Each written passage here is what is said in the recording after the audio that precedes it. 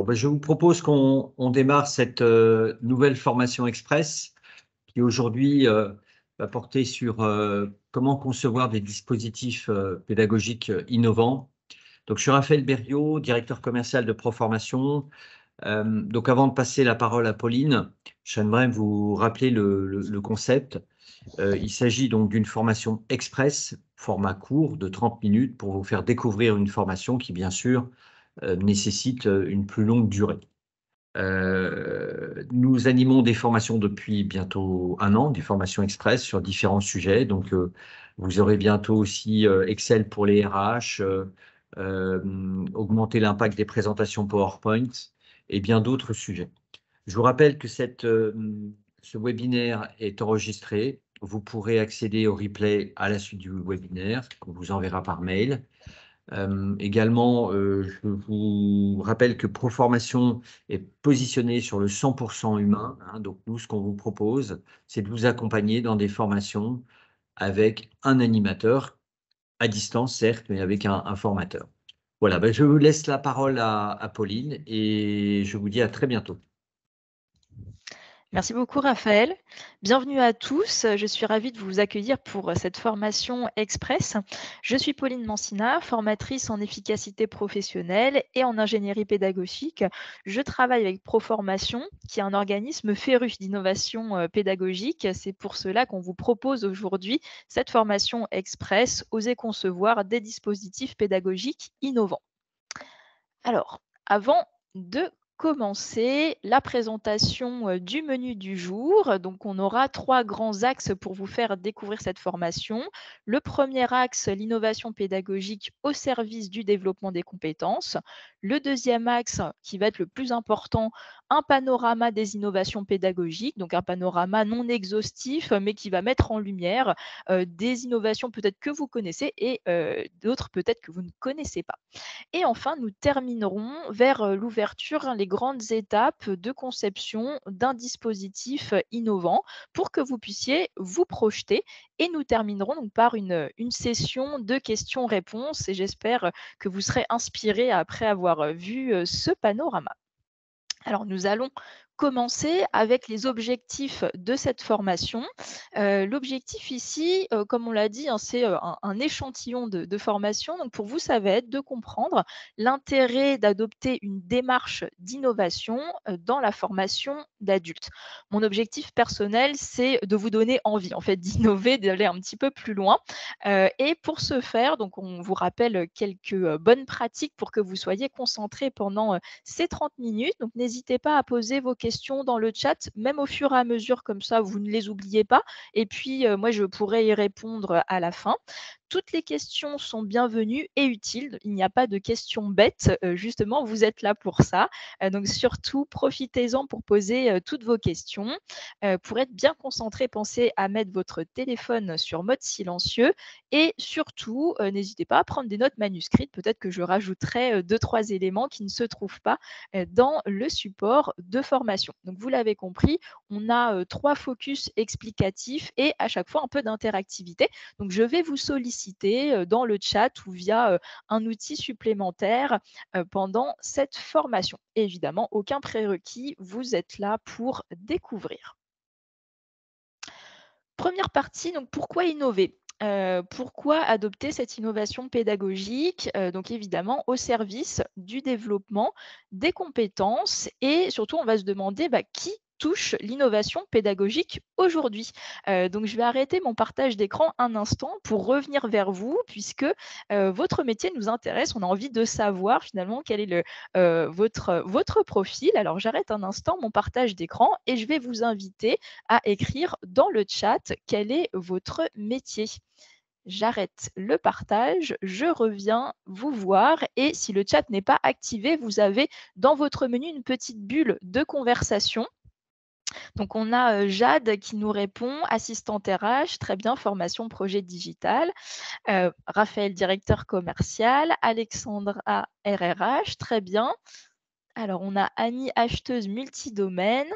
Julie, assistante développement RH formation. On a Sophie, chef de projet développement des compétences.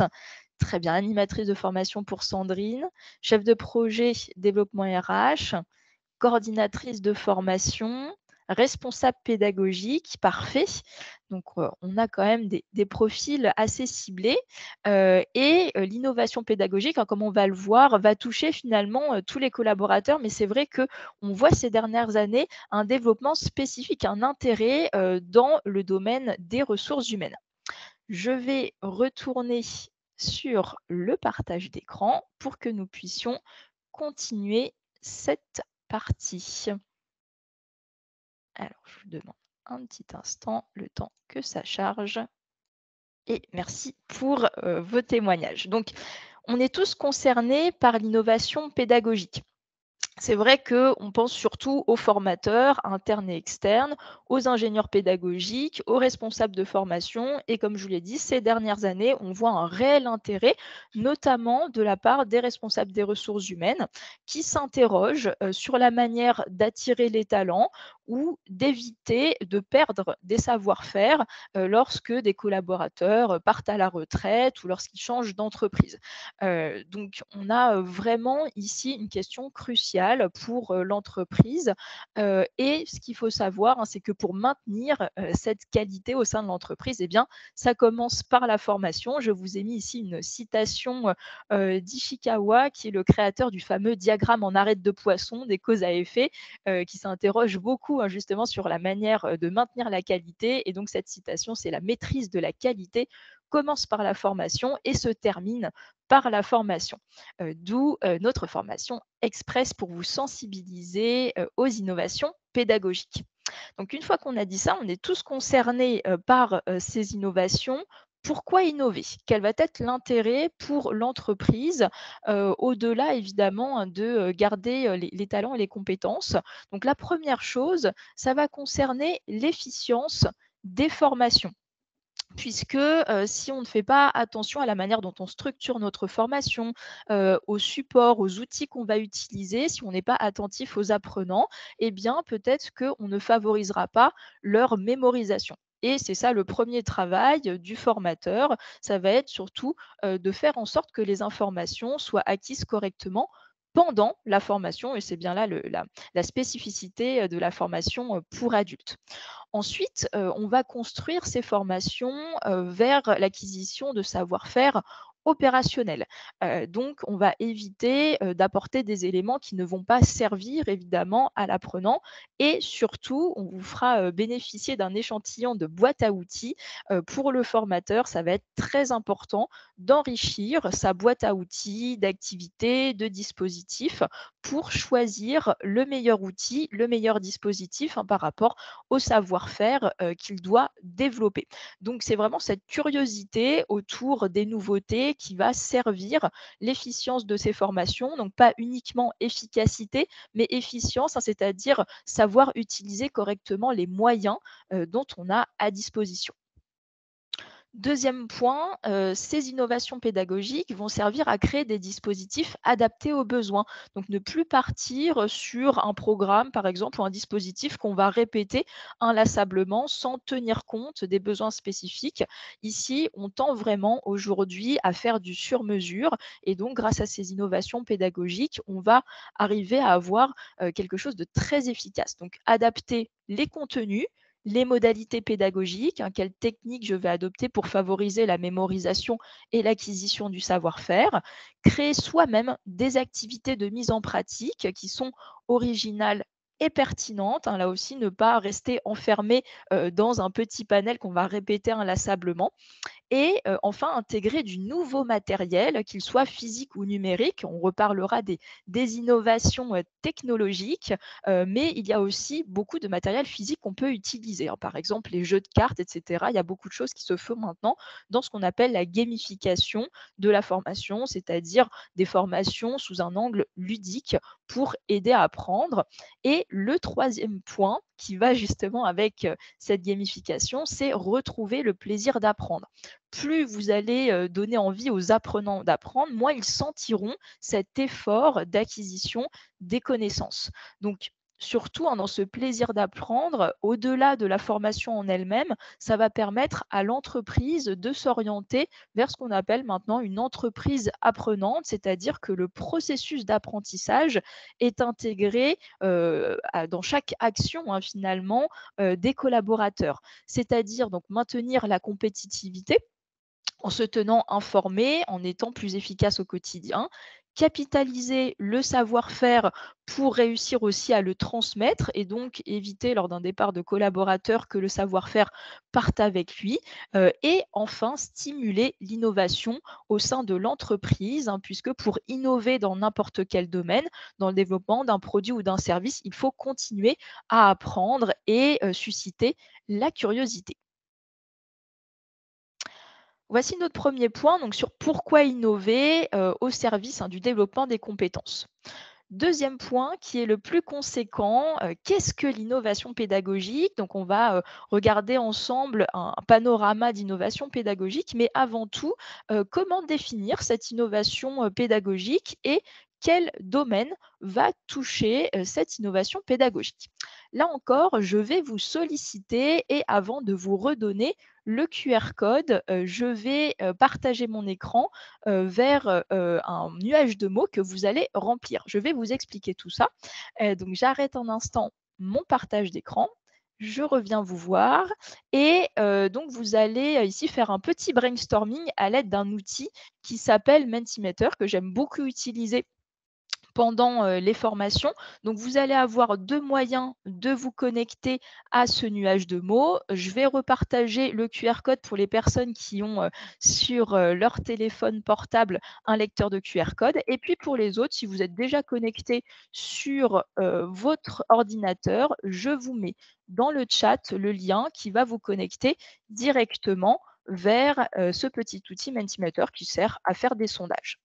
Donc, je vous explique ce que vous allez voir apparaître à l'écran. Je vais repartager très brièvement mon écran pour que vous puissiez le voir de votre côté. Alors, hop, ma fenêtre qui est ici.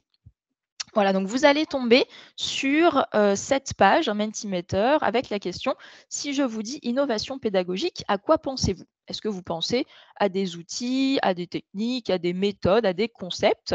Donc vous allez entrer, le mieux c'est de mettre un mot ou une petite expression parce que l'idée du nuage de mots, c'est que ça grossisse s'il est répété. Donc moi je vais mettre tout simplement pour le test, hein, innovation pour vous montrer comment ça marche. Une fois que vous avez écrit ça dans le champ de texte, vous allez faire envoyer.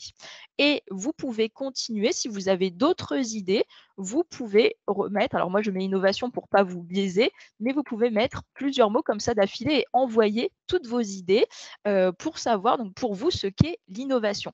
Je vais vous laisser une petite minute pour réaliser ce brainstorming et moi je vais regarder de mon côté le nuage de mots pour voir si vous arrivez bien à vous connecter. Hop, alors je vois déjà qu'il y a 9 connexions, très bien.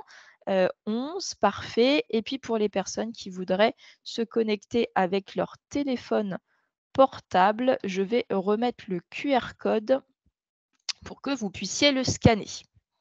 Voilà, je vais attendre quelques instants pour que vous puissiez rentrer vos premières idées. Et surtout, si vous n'y arrivez pas, vous me le dites hein, directement à l'oral ou dans le chat si jamais vous avez des difficultés de connexion. Voilà, je surveille le chat, mais pour l'instant, je ne vois pas de demande à l'aide. Très bien. Alors, on va regarder le résultat de votre nuage de mots. Je vais changer de partage d'écran. Hop, donc je vous demande un petit instant le temps de me remettre dessus et de regarder vos résultats. Ah, très bien. On a pas mal de choses sur le nuage de mots. Et le voici. Donc merci pour, votre production et votre participation. Voici le nuage de mots qui s'est affiché. Alors peut-être, voilà, gamification, je l'ai dit, juste avant, est-ce que ça vient de là ou pas? Mais on va regarder, pour, vous, hein, ce qu'est, l'innovation pédagogique.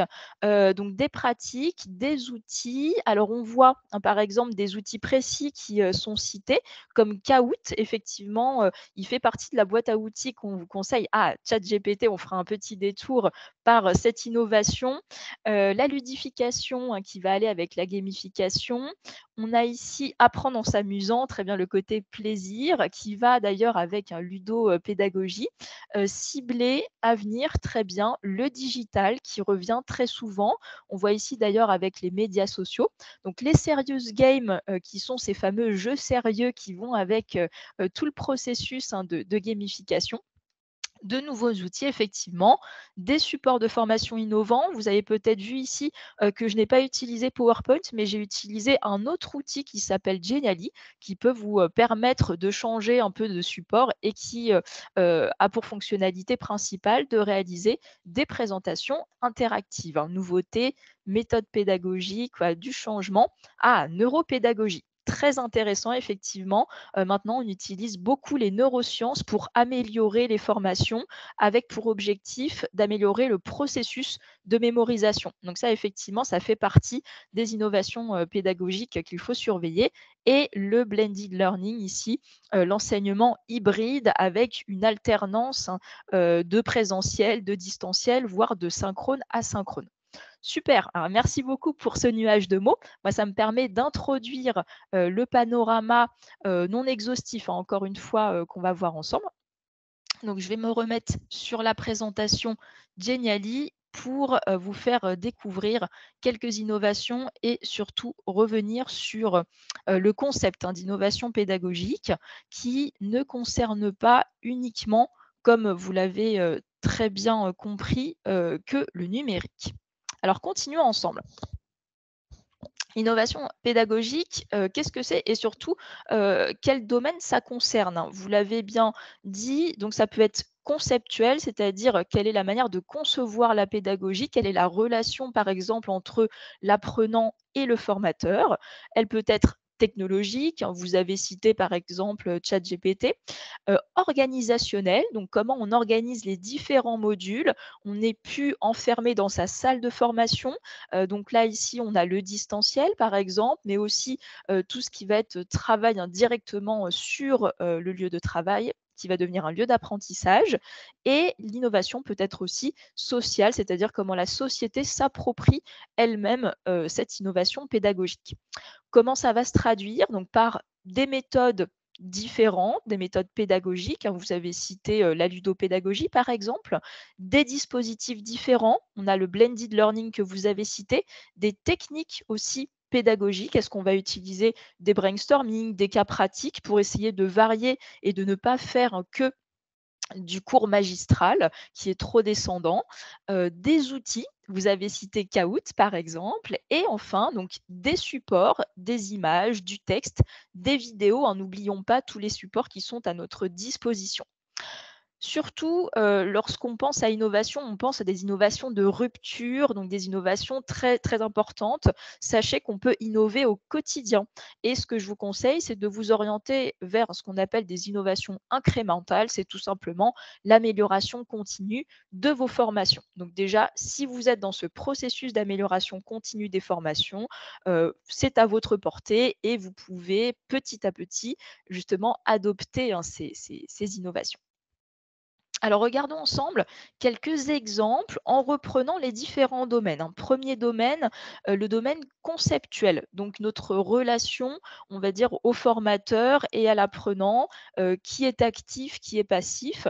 Donc ici, on a par exemple la classe inversée, qui va, permettre, d'apprendre, hein, la théorie avant le temps de formation et le temps de formation n'est dédié qu'aux questions et qu'aux exercices pratiques. Donc ici, on va inverser un peu le rôle du professeur qui ne va plus être là pour délivrer la théorie en présentiel, mais il ne va être là que pour accompagner, que sur la pratique et le questionnement.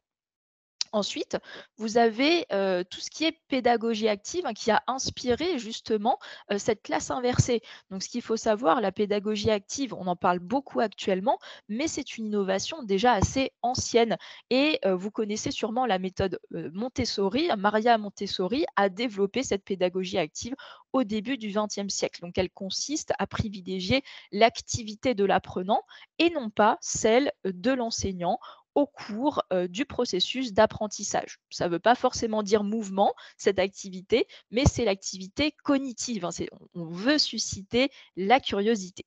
Donc 2 premiers exemples pour, la pédagogie, sur, les innovations conceptuelles. Passons maintenant à l'innovation technologique dont on parle beaucoup. On a par exemple la classe virtuelle. Donc la classe virtuelle, c'est l'équivalent d'une formation en distanciel via un outil de visioconférence et elle est caractérisée par une prédominance d'ateliers et d'interactivité. Attention, on la confond souvent avec le webinaire, par exemple, ce qu'on est en train de faire actuellement, c'est un webinaire. Le webinaire est un format cours où on a une majorité, de descendants de théoriques avec un tout petit peu d'interactivité. La classe virtuelle, c'est l'inverse. Ensuite, alors on parle beaucoup de métavers. Le métavers ou métaverse, ça dépend des versions, c'est un monde virtuel dans lequel les personnes, les apprenants, les formateurs interagissent, au travers d'avatars. Donc on a pu le tester d'ailleurs avec, Proformation qui a invité ses formateurs à tester le métavers avec, le partenaire Meta. Donc vous avez ici une petite photo, moi je suis à droite, on pouvait à l'intérieur prendre, des selfies. Donc c'était une expérience extrêmement, intéressante. Vous avez ensuite alors tout ce qui est, digital learning. Le digital learning, c'est la présence du numérique, même pendant les formations en présentiel. Dès qu'on dit numérique, on pense tout de suite, à classe virtuelle et webinar, mais n'oubliez pas qu'on peut très bien utiliser alors par exemple Kahoot, ça se fait beaucoup, même en présentiel. Donc c'est vraiment cette utilisation, cette complémentarité entre outils matériels et outils, numériques, que ce soit en ligne ou en présentiel. Alors, c'est apparu, dans, le nuage de mots et ChatGPT. Alors effectivement, on en parle beaucoup, c'est, on va dire, la dernière innovation, et on s'interroge énormément sur cette intelligence artificielle, qui est basée sur le langage. Donc c'est une sorte de chatbot qui est beaucoup plus évolué, beaucoup plus sensible, et on se demande donc quel est le potentiel de ChatGPT dans le domaine de la formation pour adultes. Alors moi, ce que je vous propose, c'est de lui demander, directement. Comme ça, si vous n'êtes pas encore allé sur, la plateforme ChatGPT, ça vous permet de voir un petit peu ce que ça donne. Je vais repartager mon écran, donc cette fois-ci en changeant sur ChatGPT. Sachant qu'il y a une version gratuite, donc vous pouvez, vous inscrire et vous tombez sur une boîte de dialogue. Alors il faut vraiment parler avec lui comme si c'était un être humain. Moi souvent je lui dis: «Bonjour et merci» et tout réside dans l'art de poser des questions. Donc j'ai préparé ma petite question.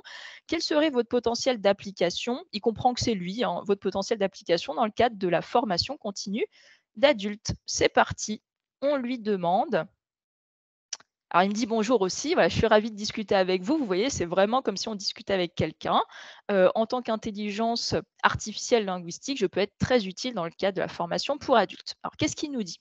Premièrement, je peux aider à concevoir du contenu pédagogique. Deuxièmement, répondre aux questions et en ce sens, une assistance à l'apprentissage personnalisé. Donc comme ça, dès que l'apprenant a des questions, il peut lui poser, directement. Il va répondre en faisant une synthèse de tout ce qui se trouve à disposition sur le web, C'est vraiment ça le principe de ChatGPT. Il peut corriger et réviser, c'est vrai, donc il peut vous challenger justement sur, des productions, sur des synthèses et puis vous dire, là où, vous n'avez pas répondu correctement. Il peut vous aider à apprendre des langues. C'est vrai, je l'ai testé. Parfois, je lui fais corriger mon anglais ou mon espagnol. Et il peut simuler des scénarios. D'autres utilisations, il peut vous servir de tuteur, de coach, puisqu'il va vraiment se substituer à une personne et vous encourager aussi sur votre apprentissage. Donc, voici quelques utilisations de ChatGPT potentiellement dans la formation pour adultes. Alors, je continue les quelques innovations pour clore ce panorama. Je vais me remettre sur ma présentation. Voilà, donc on a vu ChatGPT. Dans le domaine de l'organisation, du dispositif, vous allez avoir par exemple l'AFEST qui est l'action de formation en situation de travail, donc qui s'est formalisée, grâce à la réforme de la formation professionnelle et attention, hein, ça n'est pas juste apprendre sur le tas, devant son ordinateur de manière informelle. Cet AFEST, il est structuré, c'est-à-dire que vous avez un formateur qui joue le rôle de tuteur, qui va structurer l'apprentissage, certes sur le lieu de travail, mais on va aussi avoir des séquences réflexives entre ces sessions de travail avec des objectifs hein, bien définis. Autre manière d'organiser la pédagogie, le MOOC. Alors le MOOC, vous en avez peut-être entendu parler avec Open Classroom ou autre. C'est donc Massive Open Online Course, c'est-à-dire des formations massives hein, pour un public très ouvert, donc ouvert et en ligne. Le ouvert ici veut dire gratuit. En tout cas, c'était la modalité de départ. Maintenant, il y a des MOOC qui sont payants.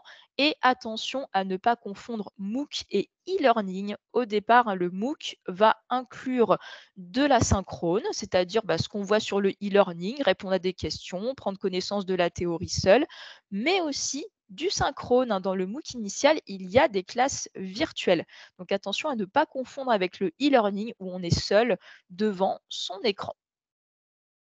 Et enfin, quelques innovations pédagogiques sociales. Alors, on a le social learning, c'est un apprentissage par les pairs. Aujourd'hui, on l'utilise via les réseaux sociaux numériques.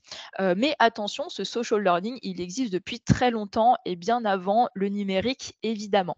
Il y a différents types de communautés, donc des communautés d'intérêt, on va juste parler, partager autour d'un thème, d'une passion.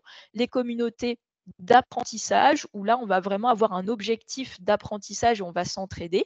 Et puis, des communautés de pratique. Là, c'est pour les personnes expertes qui partagent plutôt leurs problèmes, leurs difficultés. On voit beaucoup ce social learning avec des communautés de pratique dans le domaine de l'informatique, par exemple. Et enfin, une autre manière d'apprendre des autres, hein, c'est le co-développement.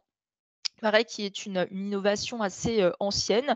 On continue dans l'apprentissage par les pairs et ça repose sur l'idée que les participants vont former des petits groupes, s'entraider à résoudre des problèmes, sans même, l'action du formateur qui ne sera plus qu'un facilitateur.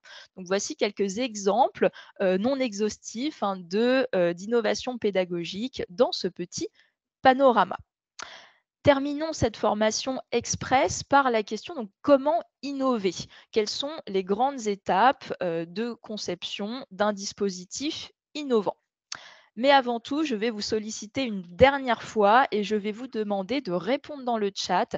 Qu'est-ce qui pourrait vous empêcher d'innover dans la création de votre formation? Quelles seraient les grandes barrières pour vous qui vous empêcheraient d'innover? Alors, je vais arrêter mon partage d'écran pour regarder vos réponses dans le chat. Quels seraient les freins, selon vous, à l'innovation?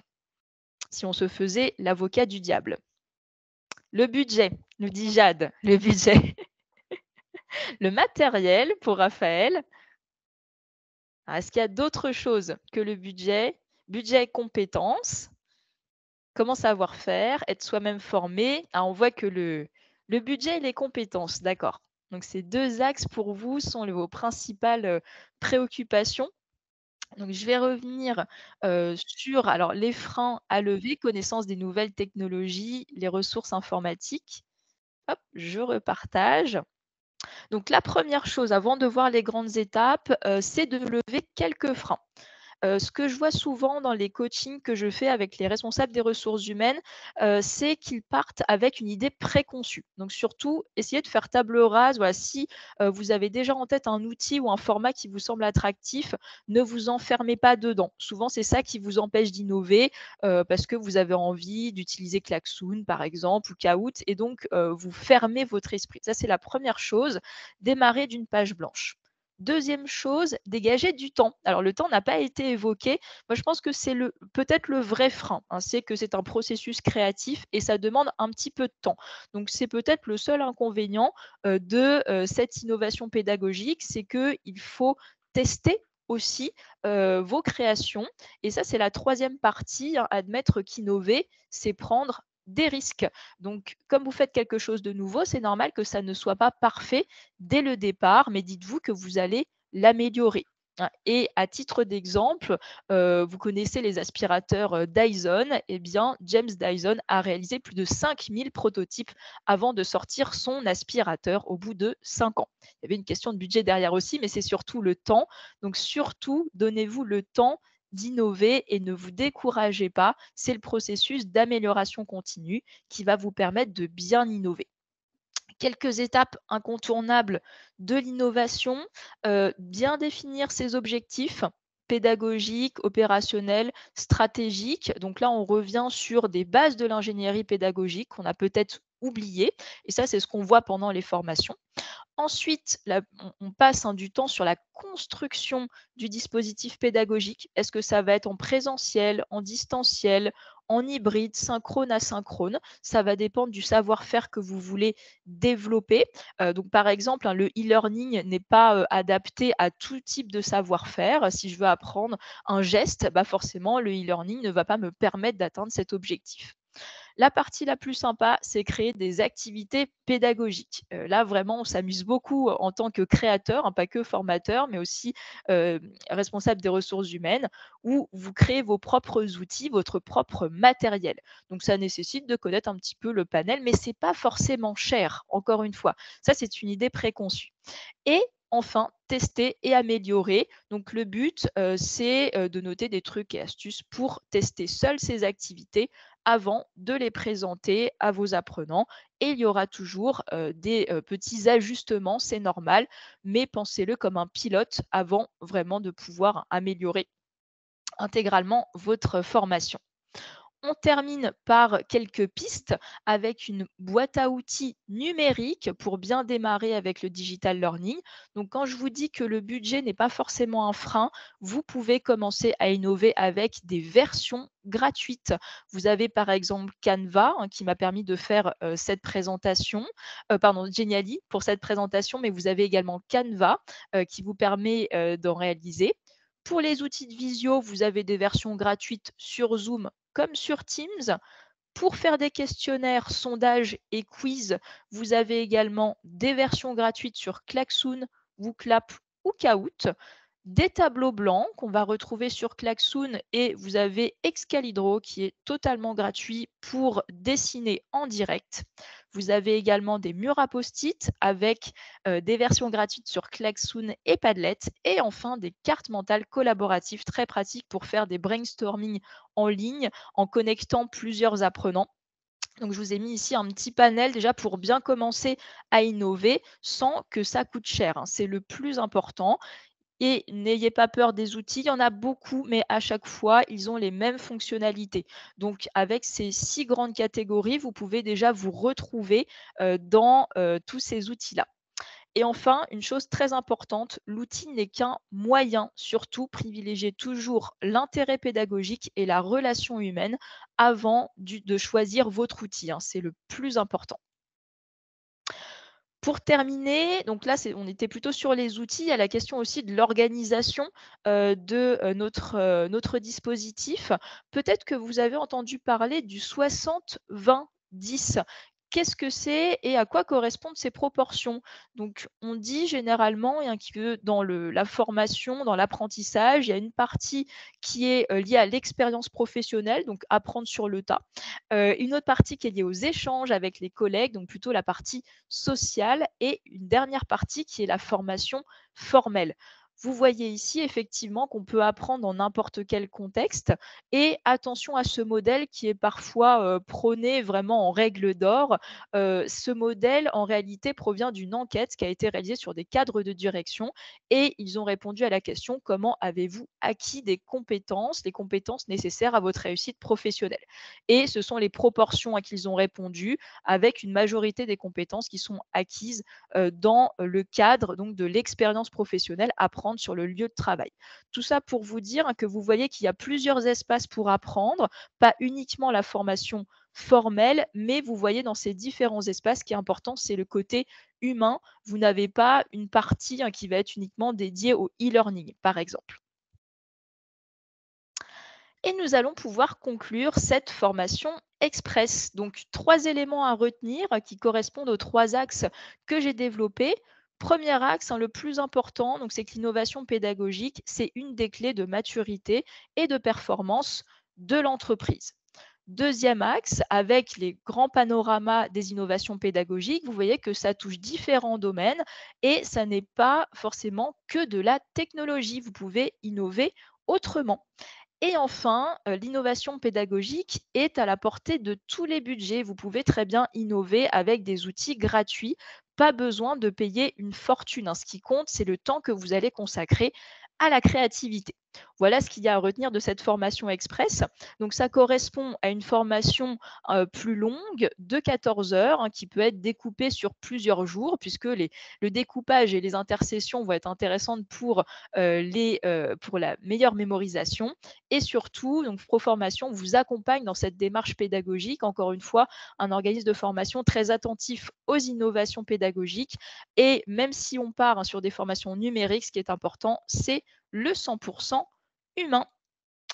Je vous remercie de votre attention et je suis à votre disposition pour les questions. Oui, merci Pauline pour cette présentation. Est-ce que vous avez des questions? Alors oui, Alors, les supports, on va envoyer le replay dans il y a le replay. 48 Oui, heures. oui, tout à fait. Alors, je vous en prie, Julie, est-ce que voilà, vous avez des questions? On a vu des innovations très récentes, notamment le métaverse. On a vu ChatGPT avec beaucoup d'interrogations sur cette intelligence artificielle. Moi, j'ai une question. Combien coûte en moyenne un e-learning, enfin, la conception et la réalisation d'un e-learning de, allez, 10 minutes, avec un Alors, ouais, tout relativement dépend. interactif, relativement interactif. Encore une fois, tout dépend de la plateforme qu'on utilise. Moi, si je pars sur le moins cher possible et ce qui me vient en Hmm. tête, si voilà, tu me dis, e-learning, j'ai envie de créer moi-même un e-learning. Il y a par exemple dans l'espace, Google, vous avez la Classroom. Je ne sais pas si vous connaissez, donc si vous avez voilà, vous avez votre adresse, Google, vous regardez, dans toutes les petites applications et il y a marqué Classroom. Cette Classroom vous permet d'avoir une structure qui correspond à un e-learning avec des séquences et après vous construisez vous-même le contenu. Vous pouvez faire des liens justement avec des questionnaires, vous pouvez faire des liens avec d'autres outils que je vous ai présentés comme Padlet. Donc en termes de coûts budgétaires, ça revient quasiment à rien. En tout cas, vous pouvez démarrer la création d'un e-learning avec très peu de budget ou même pas de budget. En termes de temps, tu as dit combien de temps, Raphaël, pour le Ouais, pour bâtir, allez, 10 minutes, quelque chose de 10 court, minutes de e-learning? Tout dépend, je dirais de l'interactivité qu'il y a derrière parce que ou alors, le contenu en lui-même, ça va pas être très long forcément à rédiger. Voilà, c'est, le temps de rédaction, mais ensuite, c'est l'activité, que l'on va choisir, peut-être soit un questionnaire ou plus et là, ça peut prendre plus de temps, ça peut prendre entre 10 minutes à 1 heure selon l'outil qu'on va choisir, pour l'interactivité. alors on a une question de Ah! Bérangère. Des astuces pour convaincre les formateurs à utiliser ces outils qu'ils ne maîtrisent pas et qui leur font peur.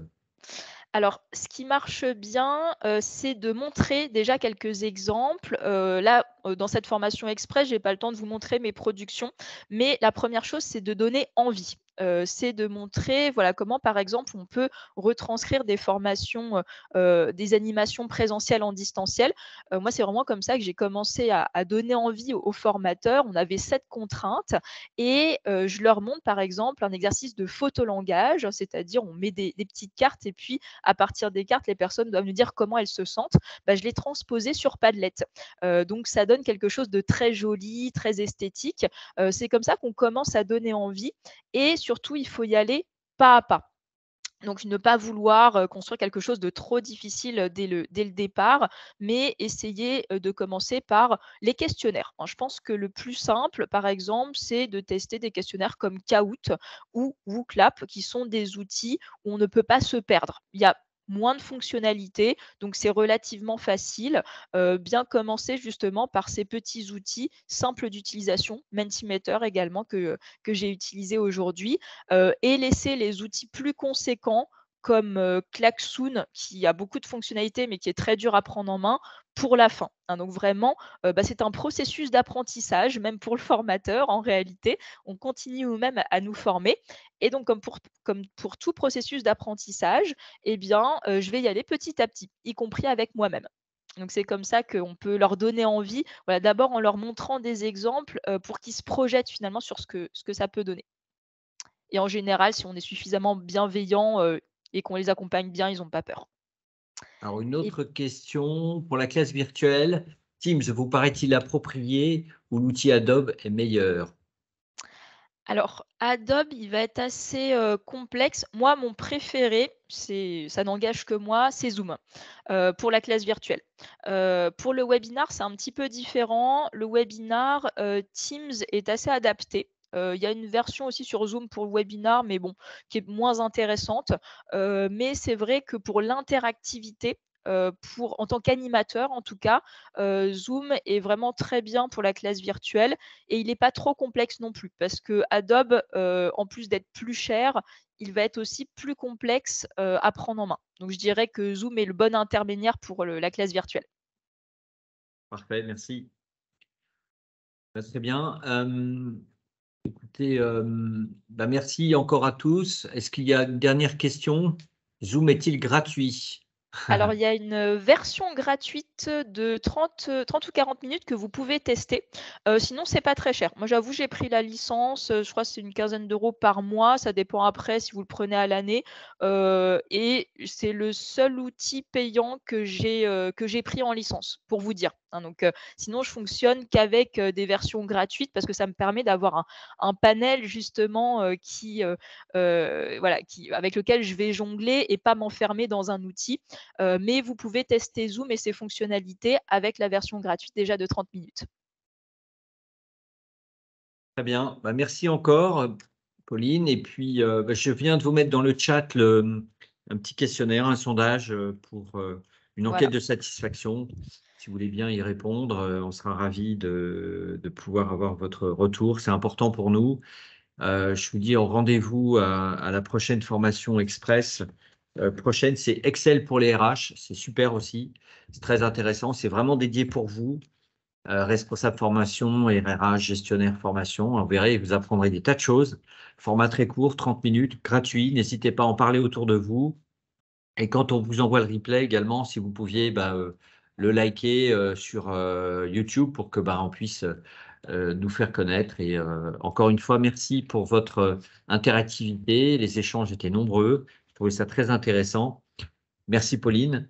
Et je vous dis à bientôt et je vous souhaite une excellente journée. Je laisse à l'écran le QR code pour vous laisser la possibilité donc de répondre aux questionnaires hein, pendant 30, peut-être une minute, on va dire. On a une Et on va dernière vous envoyer le question. replay, oui. Voilà.